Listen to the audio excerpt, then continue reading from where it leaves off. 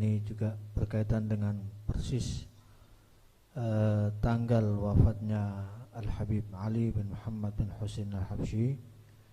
Sedikit saja kita tabarrukan, kami ambilkan dari kitab Fuyudatul Bahril Mali tentang manaqib akhbar Sayyidina Al-Habib Ali bin Muhammad bin Husain Al-Habsyi radhiyallahu anhu wa nafa'ana bihi amin, yang disusun oleh Al-Habib Taha bin Hasan As-Segaf, keponakan dari Al-Habib Abdul Qadir bin Ahmad bin Abdurrahman As-Segaf, yang juga kita hauli pada malam hari ini.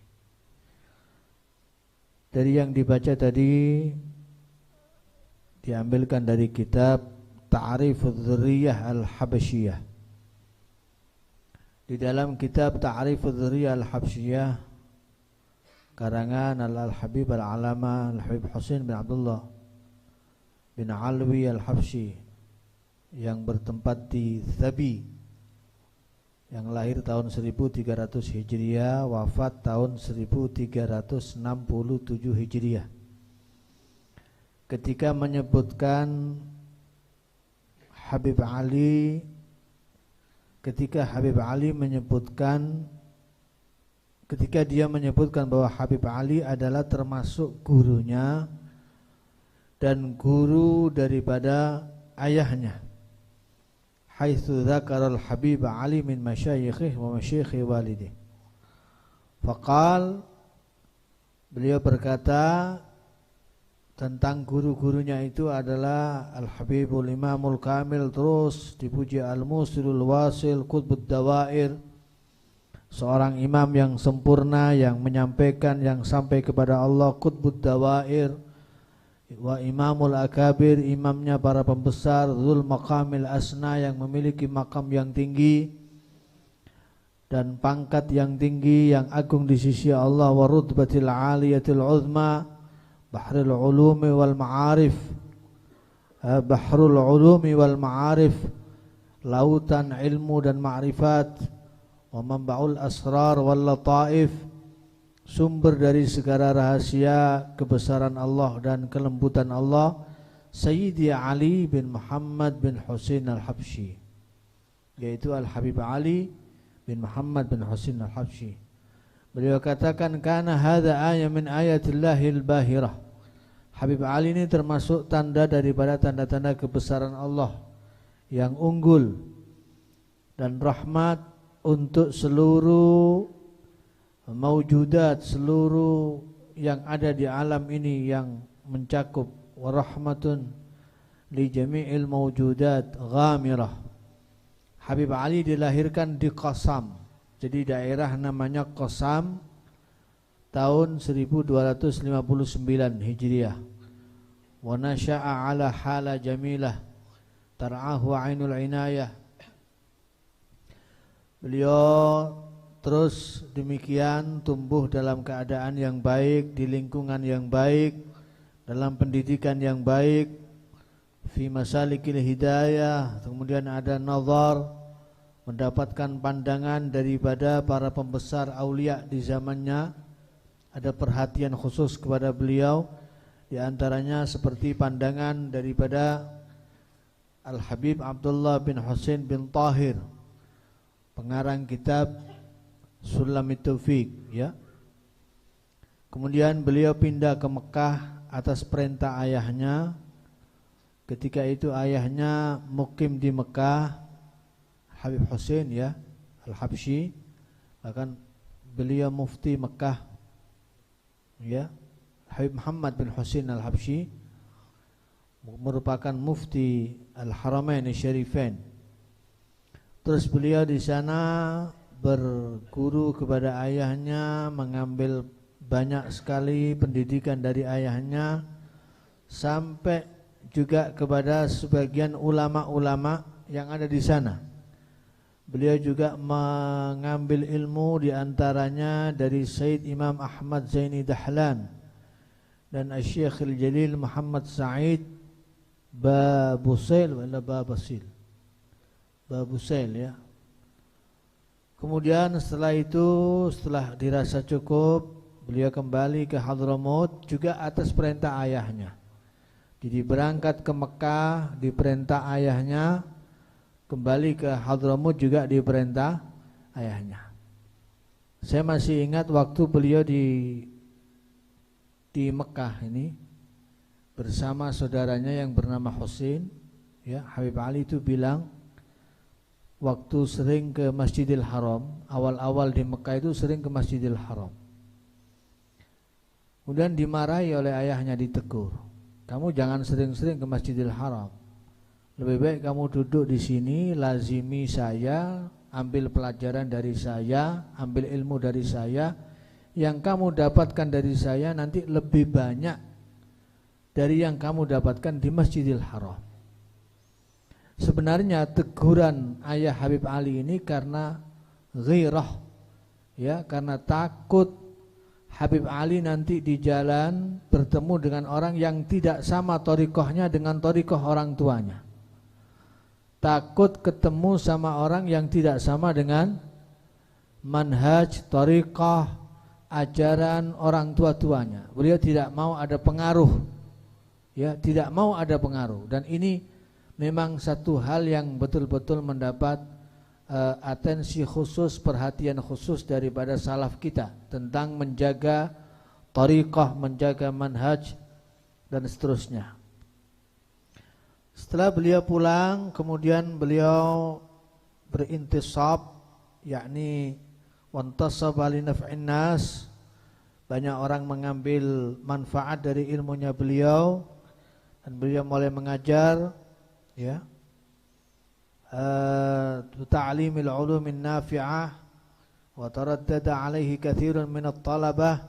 Banyak sekali para santri yang belajar kepada beliau, bahwa beliau bahkan membuka ribat di Siwun, ya. Para santri itu baik dari kalangan sadah maupun yang lainnya, dan beliau terus tinggal di sana selama bertahun-tahun sampai nama beliau semerbak dikenal di seluruh penjuru daerah yang ada di Hadramaut, baik al-khas wal-am. Dan beliau menyebarkan dakwah ilallah, dan terus demikian, dan setiap memberikan mau'izah, memberikan nasihat, itu selalu punya ta'thir, punya pengaruh yang besar di hati para pendengarnya, ya. Wa kana liwa'dhihi ta'thirun fil qulub.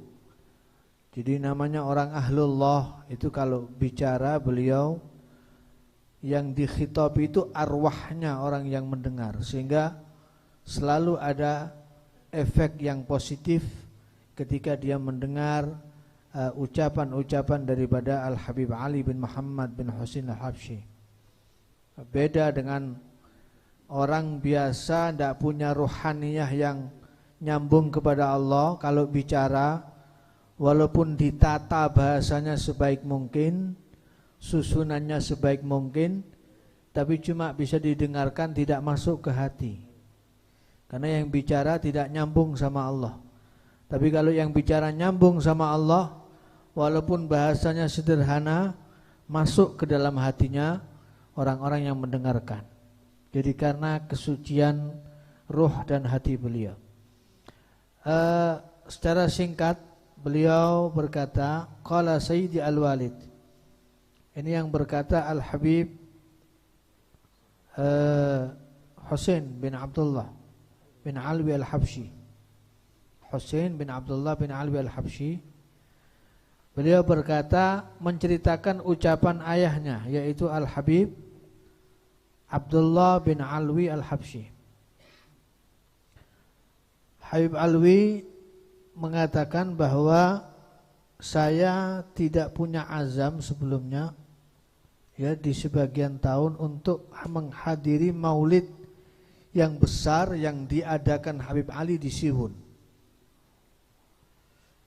Kemudian ketika banyak orang berazam dan pergi berangkat menghadiri majelisnya Habib Ali yang rutin diadakan di Siwun, maulid kabir, yang konon maulid ini selalu dihadiri langsung oleh Rasulullah SAW, dan Habib Ali melihat kehadiran Rasulullah SAW. Maka tiba-tiba ada lintasan hati saya yang tergerak.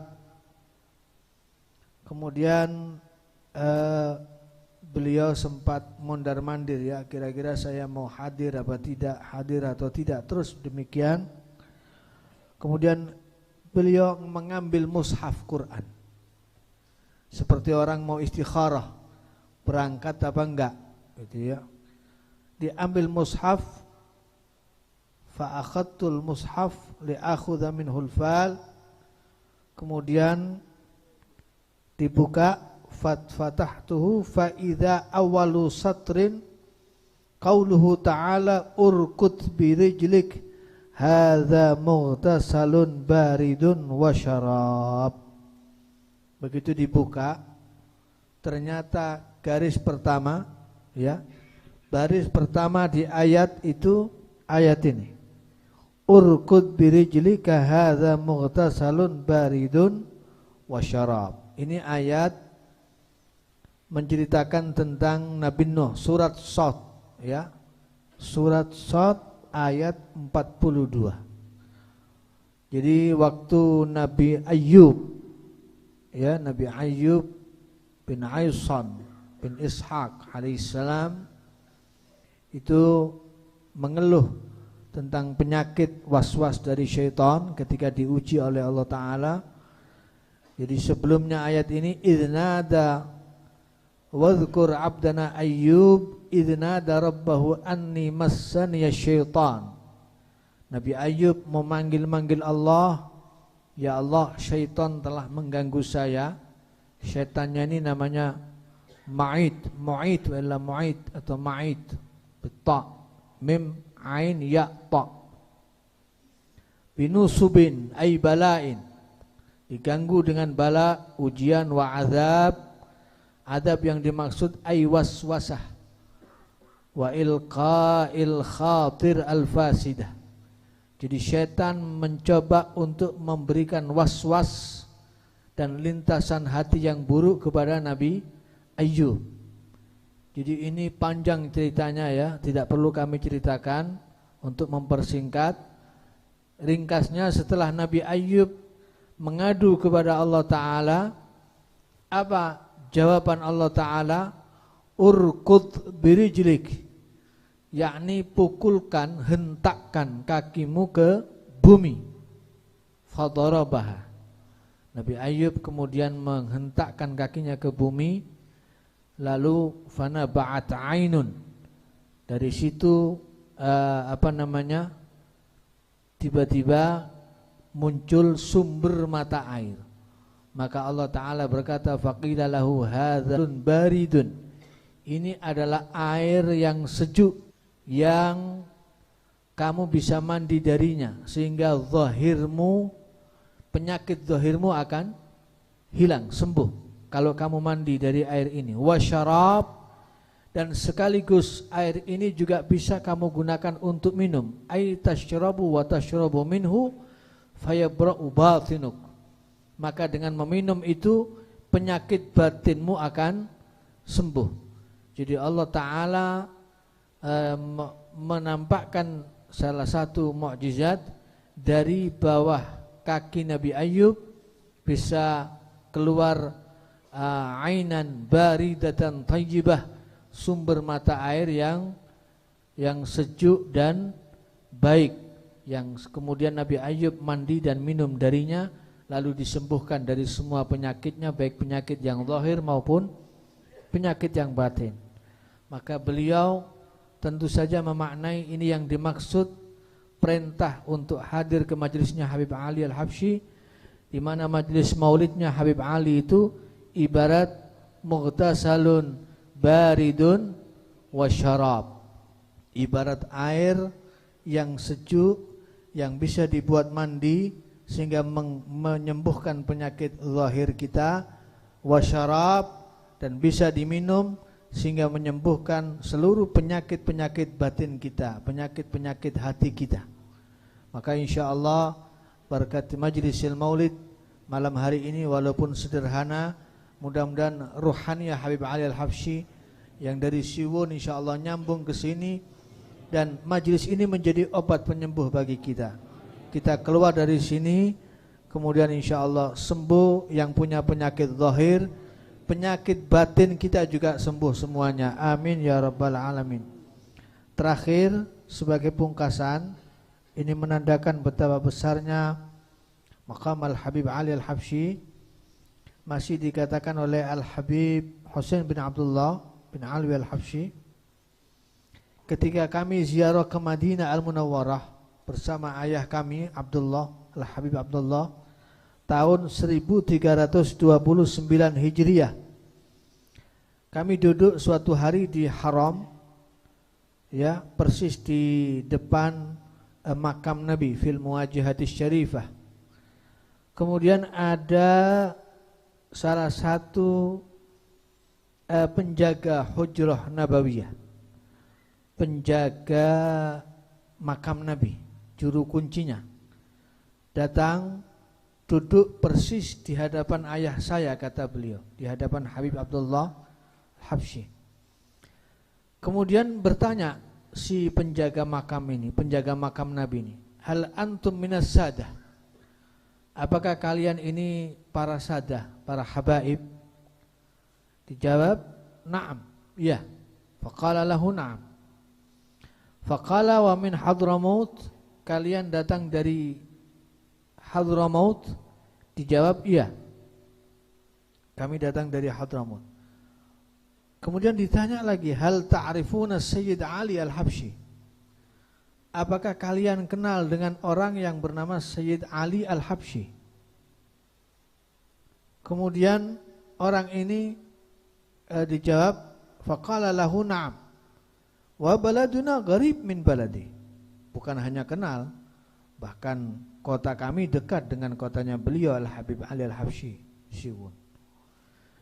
Lalu orang ini mengatakan kembali, mengulangi pertanyaannya, billahi alaikum hal ta'rifuna, demi Allah sumpah, apakah kalian benar-benar mengenal orang bernama Sayyid Ali Al-Habsyi? Dan orang ini ketika mengatakan itu sambil meneteskan air mata, menangis. Dijawab, iya, kami mengenalnya. Maka orang itu bilang, tolong kalau kamu berjumpa dengan orang yang bernama Sayyid Ali Al-Habsyi, sampaikan salam kepada beliau dan ciumkan tangannya untuk saya. Jadi jabat tangannya, cium tangannya untuk saya, dan katakan kepada beliau, pelayanmu, khaddamuk Khazinul Hujrah An-Nabawiyah yas'aluka du'a, pelayanmu yang menjaga juru kuncinya Hujrah Nabawiyah minta doa kepada beliau Al-Habib Ali Al-Habsyi. Maka Habib Husain bilang, nu'addil amanah, kami akan jalankan amanah itu. Walakin akhbirna mata arafta hadha sayyid, tapi tolong beritahu kami, ceritakan kepada kami, sejak kapan kamu kenal yang bernama Al-Habib Al-Habsyi ini? Dan orang ini bilang, faqala wallahi ya sayyidi, demi Allah saya bersumpah, kata si penjaga makam Nabawi itu, saya ini melihat Habib Ali setiap hari ada di samping kakeknya, yaitu Nabi Muhammad SAW. Inni arahu kulla yawmin inda jaddihil Mustafa SAW fil hujrah, di dalam makam Nabawi. Setiap hari Habib Ali ada di situ, disaksikan oleh orang ini. Tapi saya tidak bisa mendekat kepada dia dalam keadaan itu. Kemudian orang ini untuk membuktikan dia kenal Habib Ali, bahwa yang dilihat itu Habib Ali, bukankah orangnya begini, rambutnya begini, kulitnya begini, kurang lebih bentuknya seperti ini. Semua yang diceritakan persis adalah ciri-ciri daripada Al-Habib Ali Al-Habsyi. Maka barulah Al-Habib Abdullah yakin bahwa ini betul-betul Al-Habib Ali Al-Habsyi. Dan setelah beliau kembali ke Hadramaut, Habib Ali bertemu dengan beliau di Tarim di satu majelis yang juga dihadiri oleh Al-Habib Ahmad bin Hasan Al-Attas. Maka Habib Ali tiba-tiba berkata kepada Habib Abdullah Al-Habsyi. Habib Abdullah belum cerita, Habib Ali langsung mukasyafah, langsung bilang, hal ra'aita sahibana khadimal hujrah. Apakah kamu sudah ketemu, sudah melihat teman saya yang menjadi pelayan di Hujrah Nabawiyah? Qala na'am yusallimu alaikum. Iya benar, orang itu menyampaikan salam kepada kamu dan meminta doa dari engkau. Kemudian diceritakanlah cerita yang dia alami bersama penjaga makam Nabawi ini, penjaga makam Nabawi tersebut, dan semuanya diceritakan. Habib Ali hanya yabtasim, Habib Ali senyum melihat cerita-cerita tersebut. Kemudian Habib Ahmad bin Hasan Al-Attas berkata, lamma ra'a ta'ajjubal hadirin wa istighrabahum istaghrabtum hadha wa huwa qalil fi haqqil akh Ali, hadha kulluhu amr sahl. Habib Ahmad bin Hasan Al-Attas melihat hadirin kok bengong, merasa heran dengan cerita ini, heran, kaget, kagum, merasa aneh, merasa heran. Apa ini mungkin dialami oleh seorang Habib Ali Al-Habsyi? Kata Habib Ahmad bin Hasan Al-Attas, ini yang dialami Habib Ali ini baru sedikit. Ini qalil untuk orang sebesar Habib Ali Al-Habsyi makamnya. Dan ini semuanya hadza kulluhu amrun sahl. Ini hanya perkara yang mudah, kata Al-Habib Ahmad bin Hasan Al-Attas sebagai bentuk pujian beliau kepada Al-Habib Ali bin Muhammad bin Husain Al-Habsyi. Mudah-mudahan insyaallah kita dapat berkahnya Al-Habib Ali Al-Habsyi, ya, walaupun kita tidak di Solo, alhamdulillah Allah Ta'ala mentakdirkan kita berkesempatan di majelis ini mengambil berkah beliau. Melalui majelis ini insyaallah tidak hanya kita, juga keluarga yang kita tinggal di rumah kita, anak istri kita, semuanya mendapat keberkahan dari majelis ini. Amin ya rabbal alamin.